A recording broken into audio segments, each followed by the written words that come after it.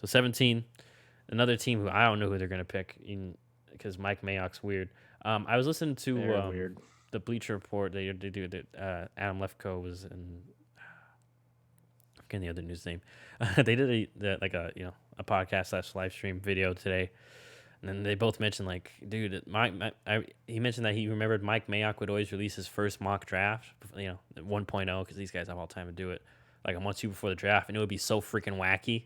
And then like Hmm. after a few months, I guess of Mike, he was like after a few months of I'm guessing Mike Mayock talking to other executives, it would slightly become more normal, more and more normal. Like it went from Deshaun Kaiser one year being the number one overall pick to not even in the first round. Right. So, and we've seen that. We've seen that with Clelin Ferrell, Damon Arnett. We've seen some odd picks. So, regardless, though, I think we mentioned it last year, and I know our friend Mike dogged on me and us for this. Need a difference maker up front. And you got to take a risk, and I'm taking that risk with Jalen Phillips.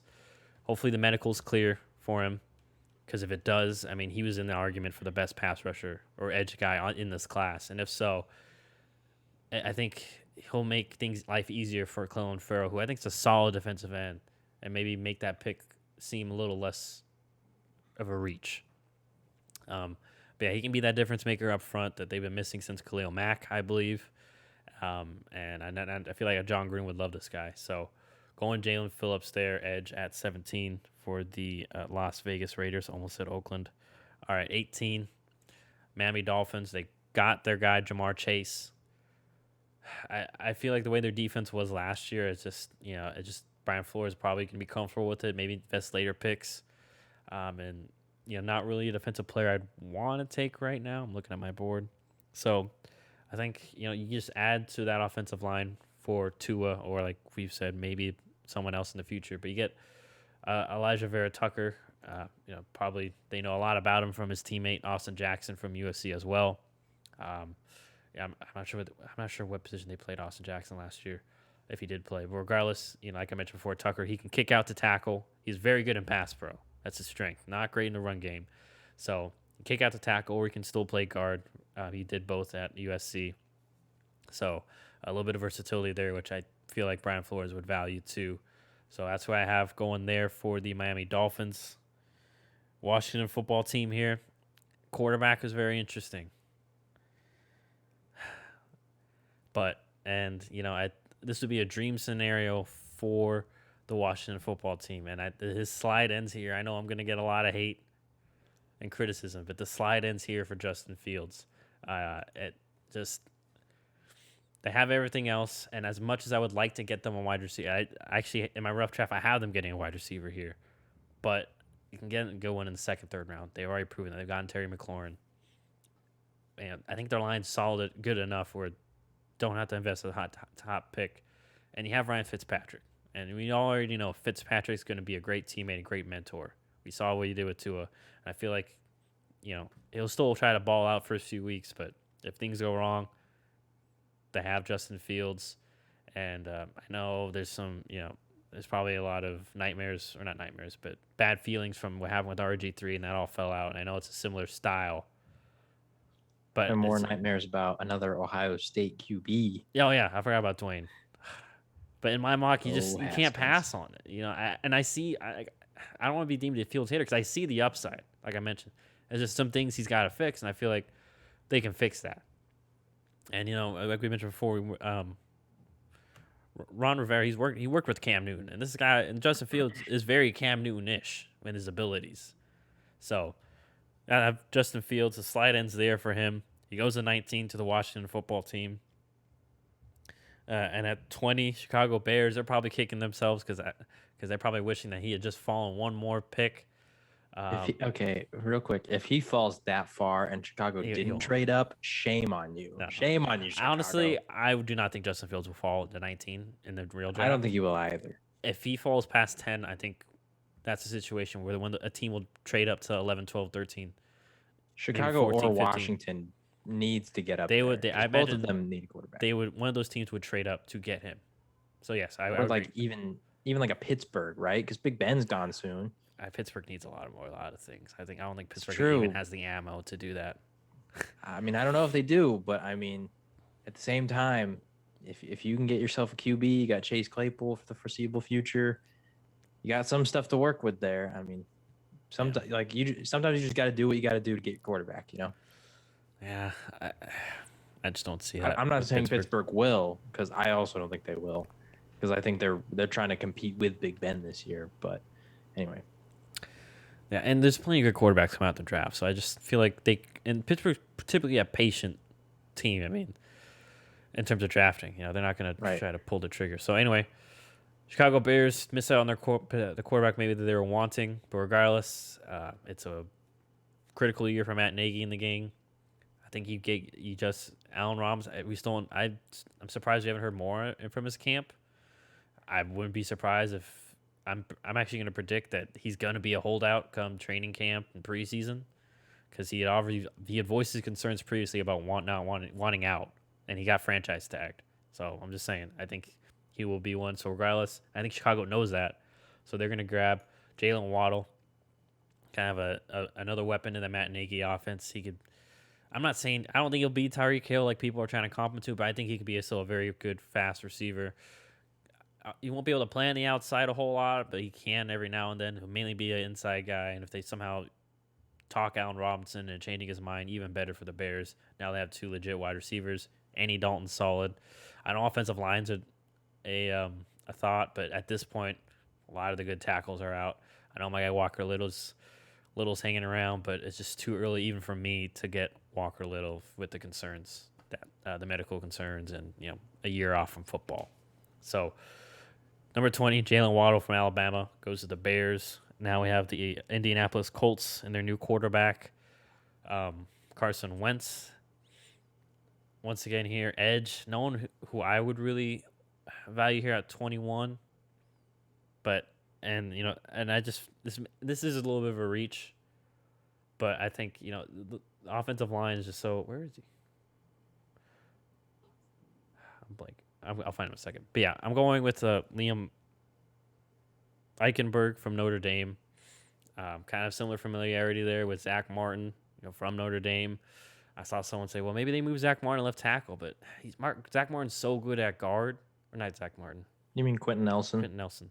They're I mean, both from Notre both Dame. Notre Dame guys, And they both play both the top two guards in the league, so I get them confused. Yeah.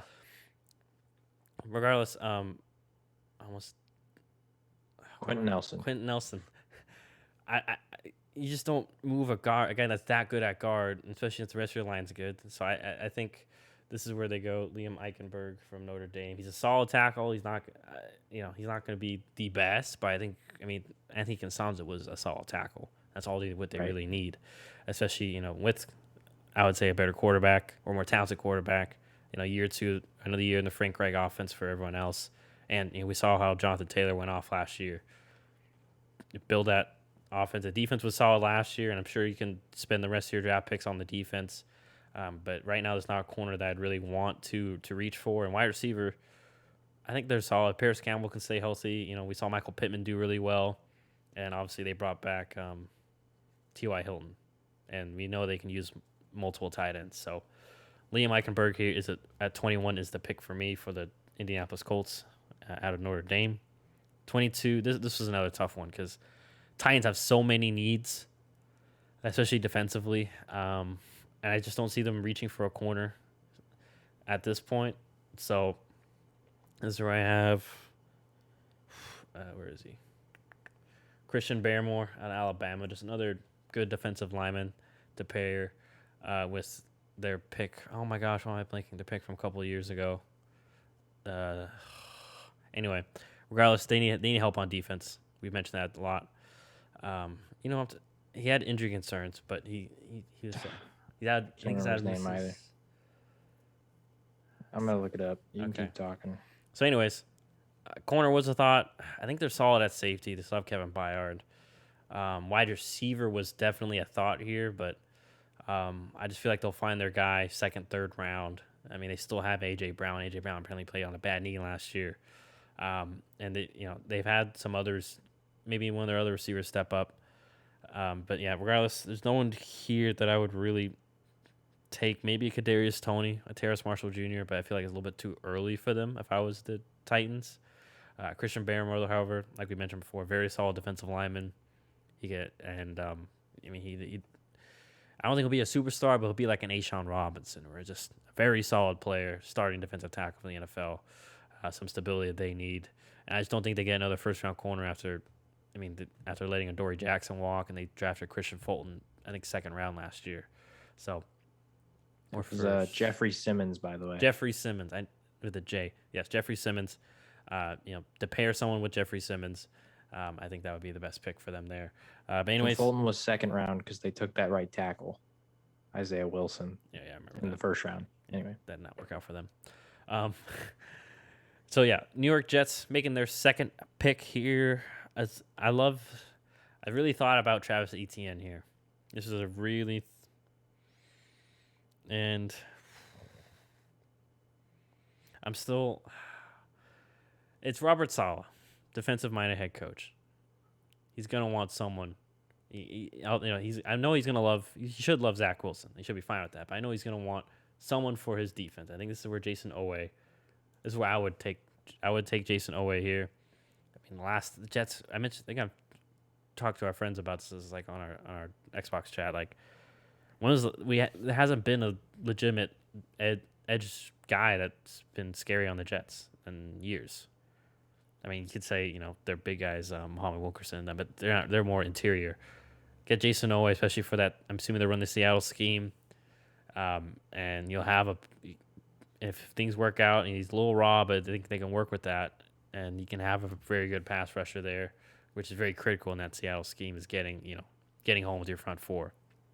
So that's what I have at 23 for the Jets. Pittsburgh, a little bit less of a shock here. I think I had Did you have Pittsburgh? I think, right?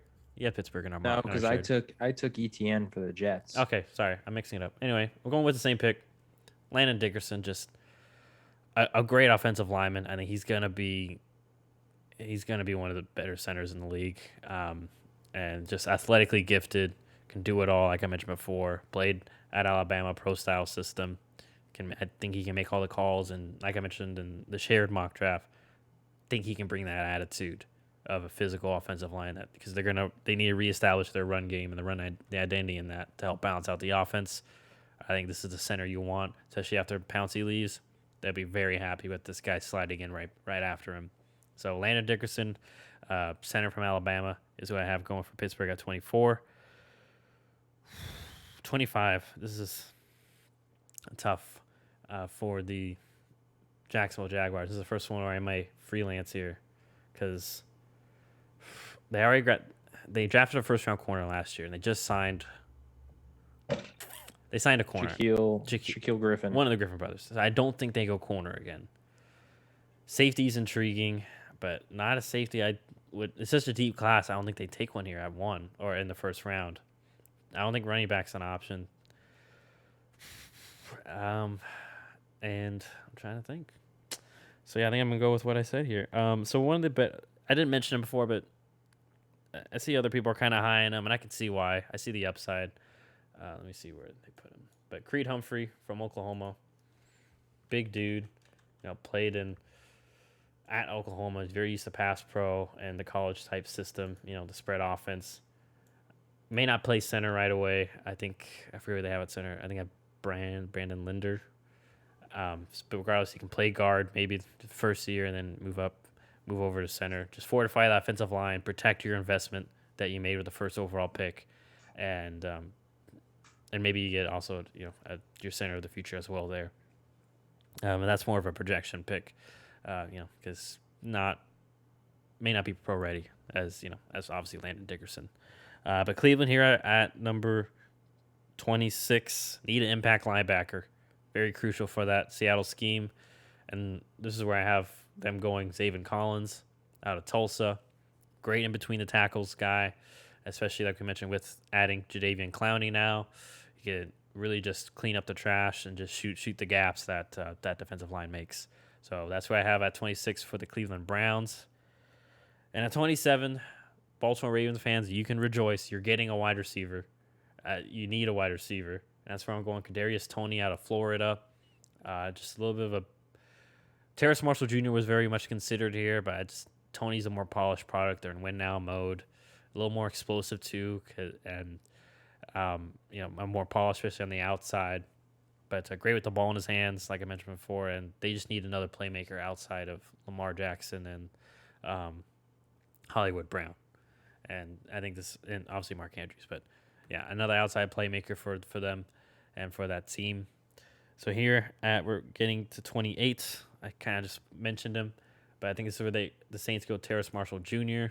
While Michael Thomas is working the middle of the field and such, they can have Terrace Marshall on the outside. Got good size, and has great route running ability too. So maybe they can put him and switch him and Michael Thomas in and out of the slot, and work their matchups there. I don't think they're going quarterback. Quarterback was very tempting there. But it seems like they have so much invested in Taysom Hill and Jameis that I don't think they would. Defensively, the defense could be like cornerback here if there's one they like. I just don't like any other ones right now at this point that I would take. So yes, Terrace Marshall Jr. at 28 for the New Orleans Saints. All right, my Green Bay Packers. This was a tough one because not many. So really, I'm just looking at wide receiver. No real defensive lineman. I think you can get one later. I'm also looking at offensive tackle. I did think about my boy Walker Little here. Bakhtiari coming off an ACL injury. We saw in the Tampa game that became an issue, the pass rush. But wide receiver is such a need that I can't overlook. That this guy is just dynamic. I've been high on him. I think this is where they go Diami Brown. This is what I would do. Anyway, as great as Devontae is, doesn't really scare you with his speed over the top. I know we have Marquez Valdez-Scantling, but how my feeling. It's just MVS is guaranteed 2 drops a game. Especially one of them is going to be a heartbreaking touchdown drop. And Diami Brown, I think he's just a better athlete, just more physical. I think he's a very good double move guy. I think he can do more in the short field if necessary, but just need someone else to put, like we saw in the Tampa game. Although I know that they're swallowing their whistles, but that's where you need a physically imposing person. That doesn't matter if you're holding me. I'm gonna get away from you and to get open. Right. So I'm going Diami Brown, wide receiver out of North Carolina, for my Green Bay Packers. At number 30 for the Buffalo Bills, still going edge. They still need an impact guy there. Sorry, gotta move that. Gotta find. I'm going Rashad Weaver out of Pitt. Very Montez Sweat-ish. Got great speed off the line of scrimmage. Just a great pure pass rusher, which is what they need. Like we mentioned before in the Kansas City game, couldn't capitalize off the fact that Kansas City was missing both their tackles midway through the game. Never really got to Mahomes on a bad toe, and that's something that they definitely need with all the creative zones that their coach likes to run. I'm blanking on his name. Anyway, that's what I have at 30. At 31, Kansas City Chiefs. Sorry. I think this is where my guy Walker Little, I would take him. Andy Reid, known for, being just finding gems of offensive linemen. I honestly, I don't think they'll take an offensive lineman first round. They already, signed 2 and made a 3rd round pick into 1 last year. But I think this is where they go with my guy Walker Little out of Stanford is what I would do. Get a solid tackle, and even if you bring back Eric Fisher, I think we mentioned last podcast, they're probably going to bring him back midway through the year. I'm not sure if I could talk about that with you or someone else. Regardless, with me. Yeah. So regardless, I think too, even if you bring Eric Fisher back, there's no hurry to bring him back. Especially Walker Little pans out, and if you do, okay, now we can move one of them to right tackle, and regardless, Eric Fisher's getting up there in age, so if they do extend him, they have Walker Little, who could be cornerstone left tackle for Patrick Mahomes for years to come. And at 32, the Bucs don't really have any needs in my eyes, so I was just like, who can help them now? I think that's where I'm gonna go. Your boy Azeez Ojulari Offensive lineman was tempting. Oh, as it finishes it up. I hope they don't get him. Very versatile linebacker. They use him to stand up, use him to blitz. Just another chess piece for Todd Bowles to play with. But yeah, that is my mock draft. And in case you didn't notice, I do have Trey Lance not going in the first round. And I think to your delight, though, I didn't have Kellen Mond going in the first round because I honestly don't think he will, too. But there it is. Would you pick him in the first round if it was up to you? Depends on the team. I mean, I just didn't find. Say any Okay. of these teams can trade back up with the Bucks. Like the Bucks trade back out, and a team trades into the If first round. Washington doesn't get their guy, if Washington doesn't get a quarterback, like obviously I don't think like we mentioned, Justin Fields not falling to 19. I don't think that either. I think Washington could be that team that could take a Kellen Mond, and and they can afford to be a little patient with him for a few weeks, make sure that he gets into the system, and let Fitzpatrick play the first couple of weeks because we all know Fitzpatrick's probably gonna ball out week 1 and 2. And maybe 3, and then week 4 is when he throws like 2 and 3 picks, and has the Fitzpatrick game.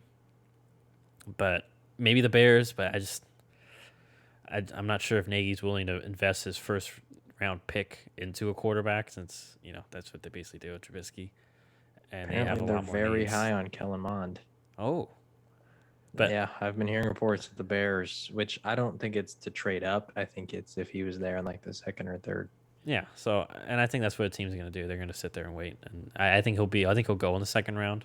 Once again, maybe Washington if he takes him in the second round. I think they have to have their second round pick. Probably the Bears, maybe Pittsburgh, but I don't think Pittsburgh will honestly in the second round just because they spent one on Mason Rudolph and they still believe in Mason Rudolph apparently. So I don't think Pittsburgh will go there either. Other than that, let's see, maybe I don't think the Saints will second round. But yeah. I don't.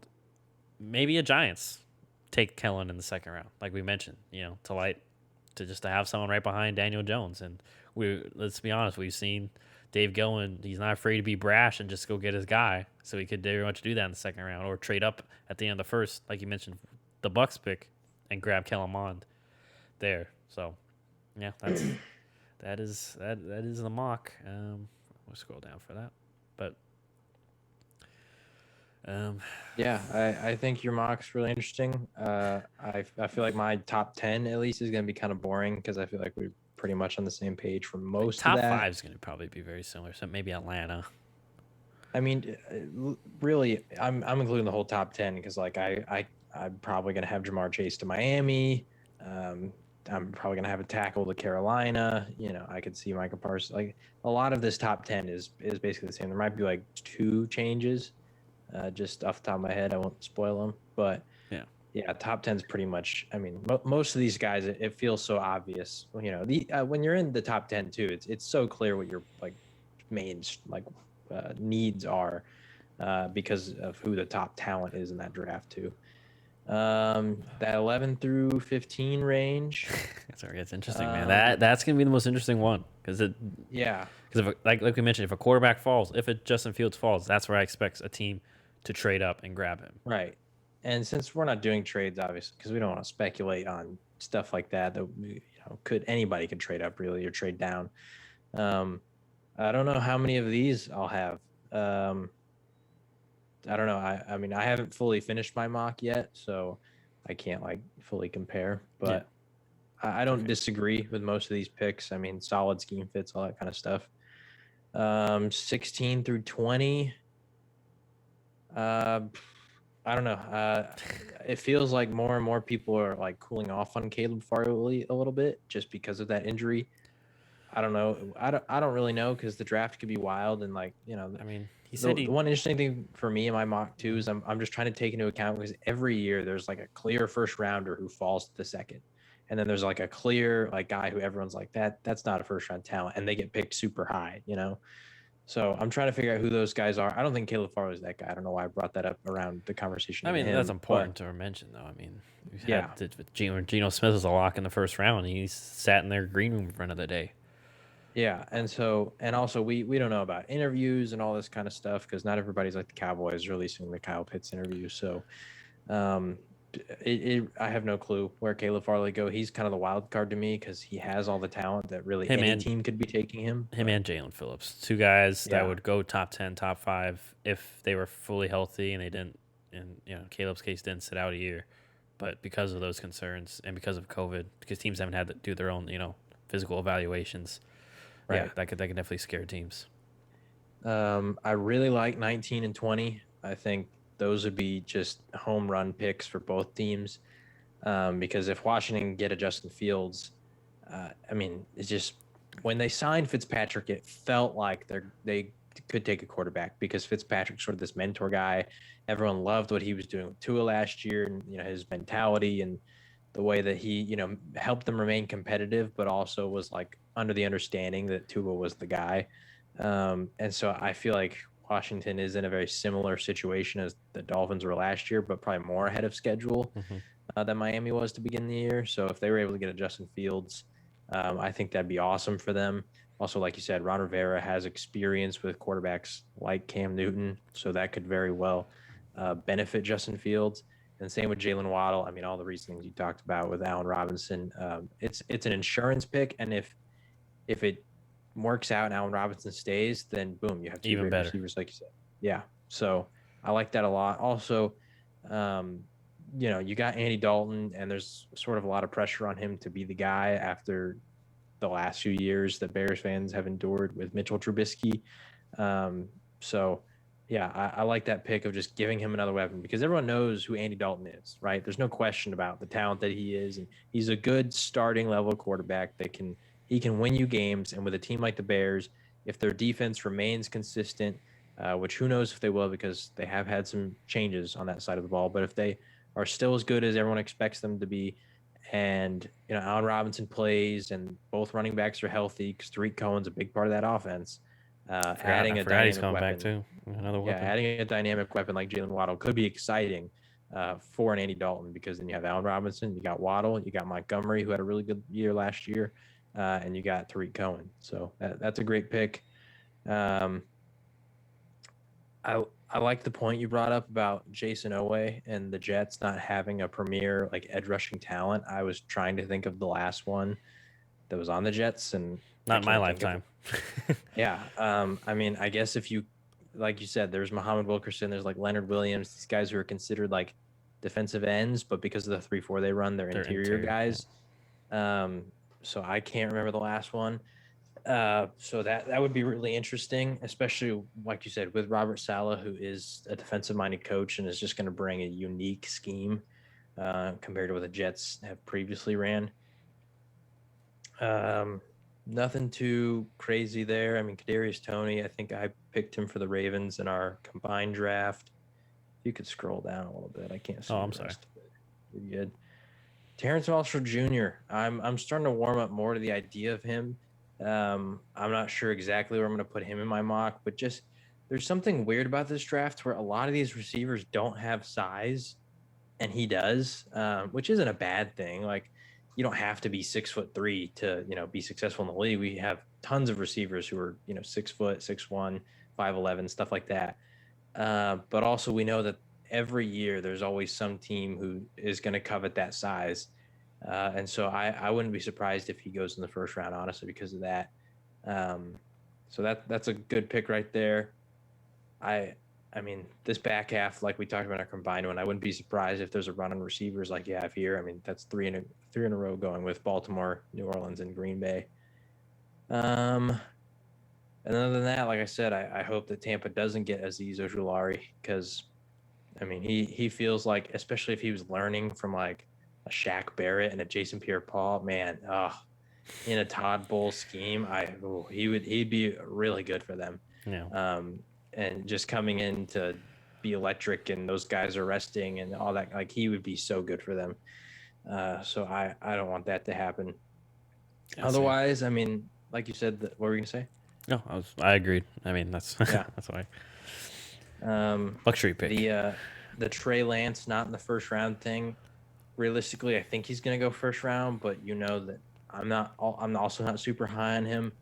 And I saw an interesting report on like quarterbacks who only played 1 year in college.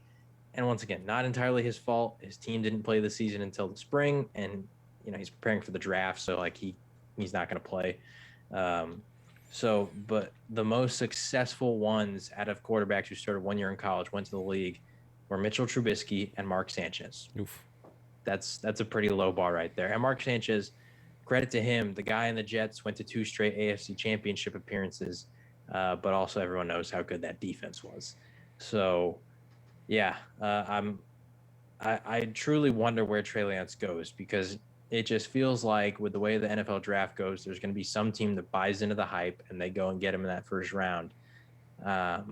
But who knows? I mean, there's always quarterbacks like that during the pre-draft process that feel like they're going to do that, and then they fall. I mean, Geno Smith comes to mind. I remember there was a point that year before his college season started that he was like the number 1 pick, and he didn't end up going until the second round. So, yeah, Derek Carr was another guy like that who a lot of people thought was a first-round QB. He ended up going in the second round. So it'll be interesting to see, where all these players land. I still just want to know, like, who the most interesting spot to me still is the Raiders, because the Raiders always overdraft somebody. They reach really hard, and so I want to know who they're going to reach on. Someone we won't expect, man.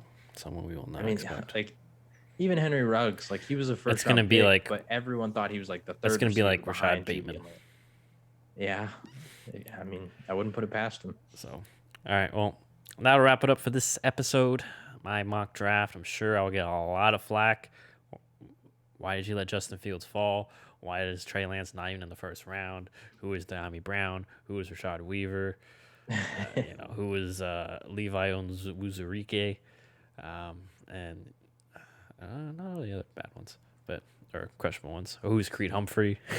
But regardless, I mean, it's mine, and I will probably be wrong. So that's what's going to happen. I'll be interested to see after the draft to see who was closest, to the actual draft. But regardless, so like I said, you can feel free wherever you're listening or watching to rate, comment, subscribe. Tell me how you feel. Tell me how much you hate my mock or whatever. I don't really care. I'll still sleep fine tonight and tomorrow and the next day.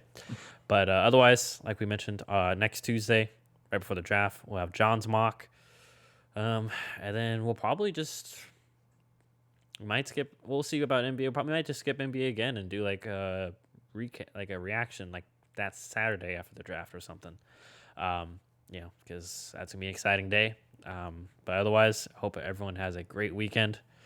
And we'll see what John has to bring us next Tuesday.